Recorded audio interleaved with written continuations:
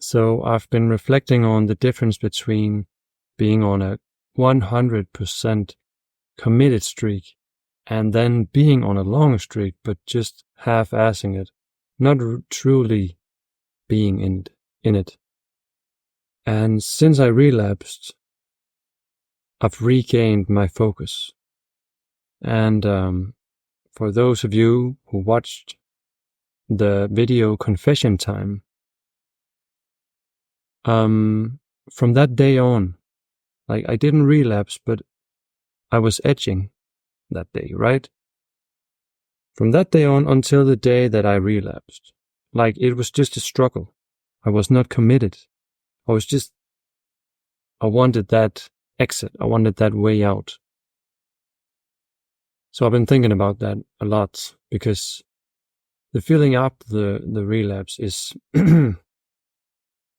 like I'm back.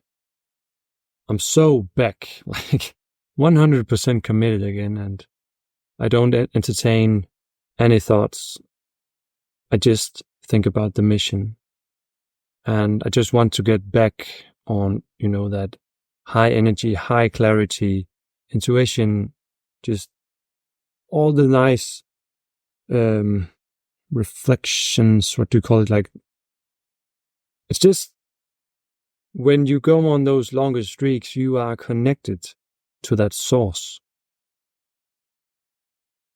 the God source, or, it's just, it's like something is communicating through you, through me, instead of me trying to think about what I want to say. It's just pouring out. And I suspect it will be fast because when you are on these committed streaks and not just half-assing it, you attain that clarity, intuition very fast. So I can already feel it bubbling up again.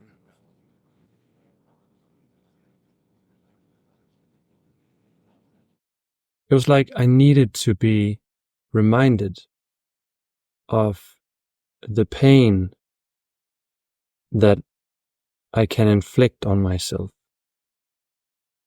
I needed to remind myself of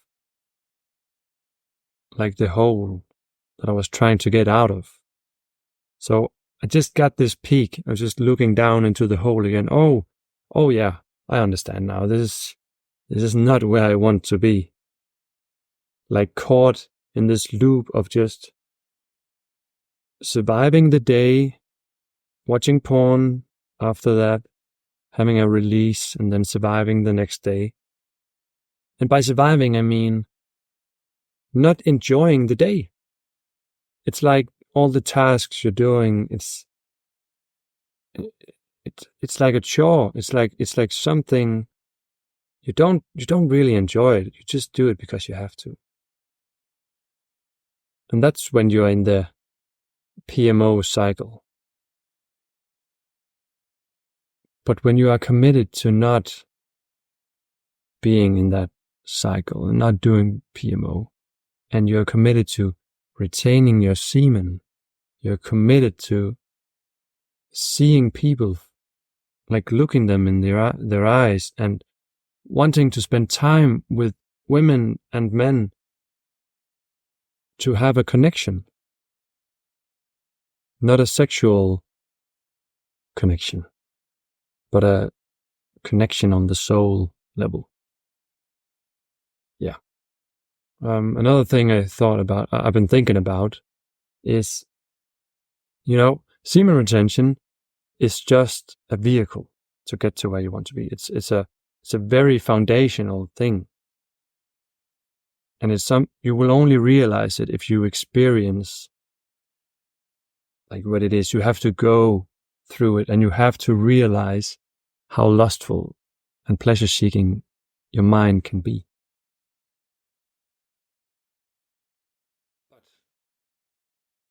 If you retain your semen and you drink alcohol every day, you eat McDonald's every day, you don't have any sort of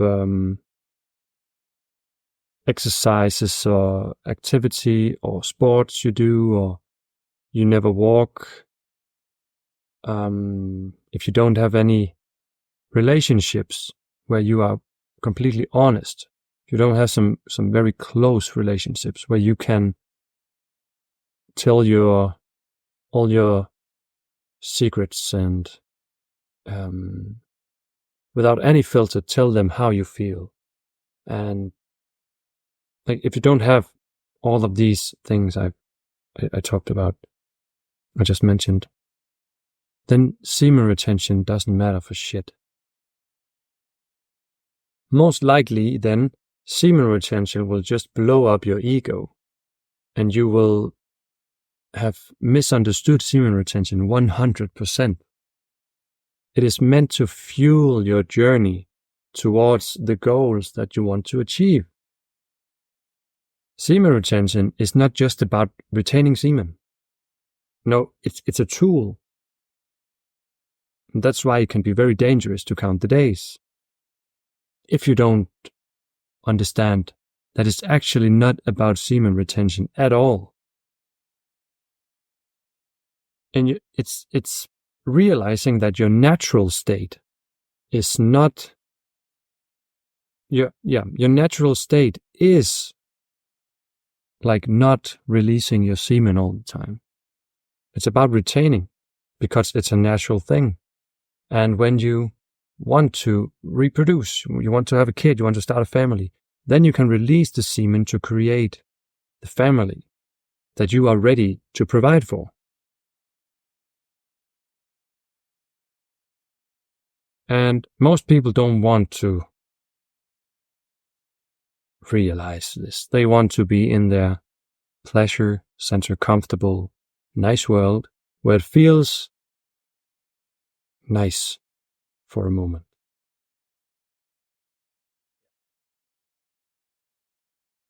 So, semen retention is about preserving your life force. You have this life force running through your veins, running through your body, pumping out your chest, pumping, being created in your testicles. So, when you have retained for a while, intuition starts to pop up. But you have to listen to the intuition, and you have to listen very closely, because it will tell you what areas in life you are draining your life force. Some people call it ojas, others call it jing, I think. You can also just call it energy.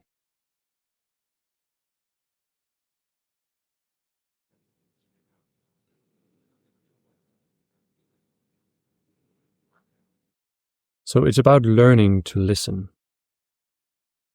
But when you're retaining semen, you will gain a lot of what people call benefits, but it's just returning to normalcy, and like a normal version of you.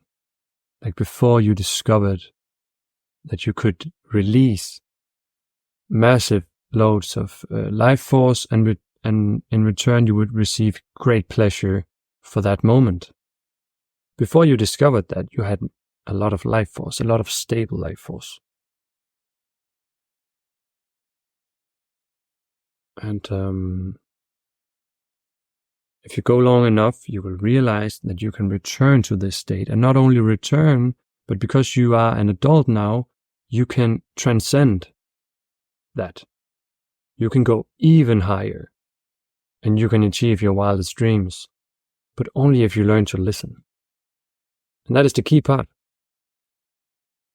And no matter how far you go, you will always have to stay vigilant, because at every turn,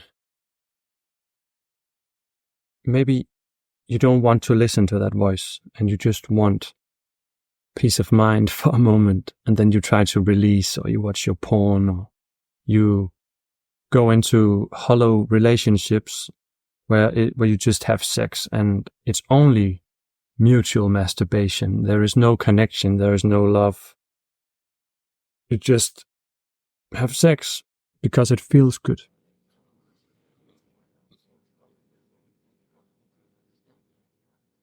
Or even worse, you have sex with another person for her or him to tell you how great you are at having sex. Just ego inflation. Just growing that ego, thinking that you are the only person in the world.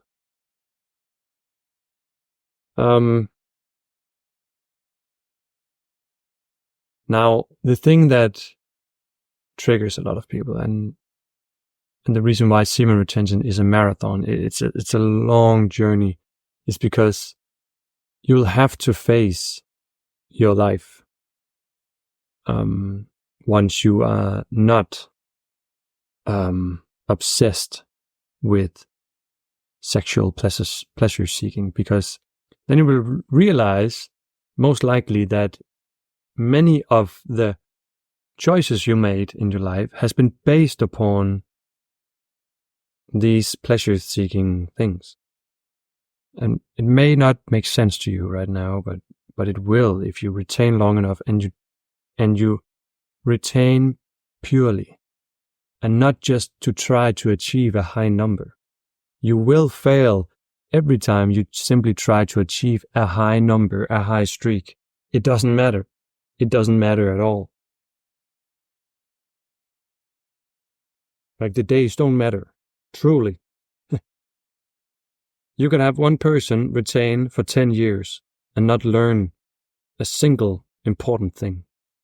And you can have another person who truly gets it and wakes up from his own dream, have 1 day of retention that beats this other guy's 10 years of retention, because this 10-year retention guy was simply doing it to inflate his ego, showing everybody how holy and pure he was. But this other guy who had 1 day of truly pure retention, like for you guys who have like experienced this, you just know. It's just this moment of not being a prisoner to your own mind, not being a slave to your urges, seeing things through the veil.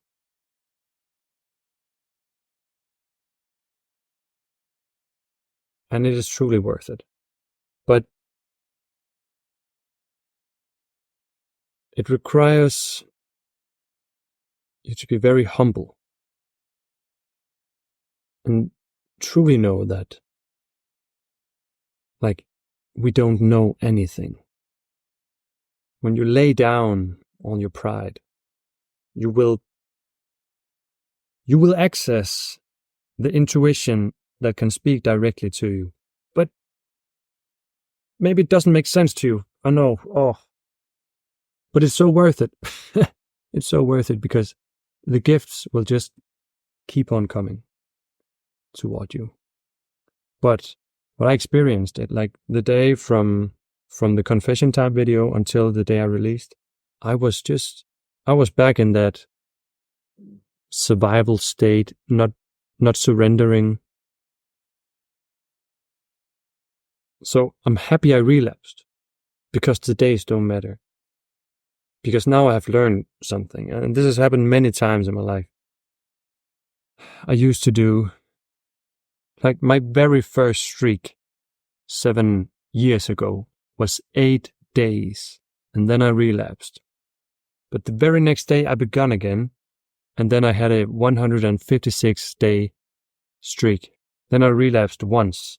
Right after that, I did a 177-day streak, and then I relapsed. But after that, I had a very hard time getting back on like long streaks of pure streaks. And then I spent 5 years doing, like, constantly trying to commit, but I couldn't commit. Because I stopped listening deeply. I stopped listening to that voice that was telling me, this is what you have to do. This is what you have to do. But I didn't want to do it. I didn't want to listen. And I almost killed myself because I couldn't listen to that voice. And this is not about semen retention. Like, I couldn't do the semen retention because I wasn't doing the thing I had to do that was currently going on in my life. And all you guys, if you listen deeply, or if you just do what I've told you many times, to take up your phone, start the voice recording, and then just start talking, let it all out. You will get to the bottom. You will find what your next step is. But this next step, it's never going to be easy because it's what's holding you back. This one step, this one action you have to take. And it could be some sort of relationship that you have to do some drastic thing. It could be career-wise that you have to quit your job, but then that will leave you in this uncomfortable position where you don't know what to do financially. It could be committing to one of your hobbies instead of doing all kinds of hobbies all the time. It could be just going to bed early, but you don't want to do it. It could be rising early. It could be, deep down inside. You may not have access to it, but if you just start talking to your own private voice recording, or you start journaling down, it will bubble up. It will come up to the surface. And then it's up to you to listen. But if you don't listen, it will go back down, and it will wait until you're ready to listen and take action. And when you finally take action, you realize that it was the most obvious and easy decision all along. But you were caught up in your ego, or pride, or fear. It's most likely fear. The fear of the unknown, that you don't want to do that one thing. And the same thing happened to me. I've gained so much wisdom and I've done so many great things, but at every level, there is this big challenge. And it's gonna keep going. So can you rise to the occasion, rise to up to the challenge? Can you take it on? Whatever it is. I don't know what the answer is for you, but it is in there somewhere. That question or the thing you have to do.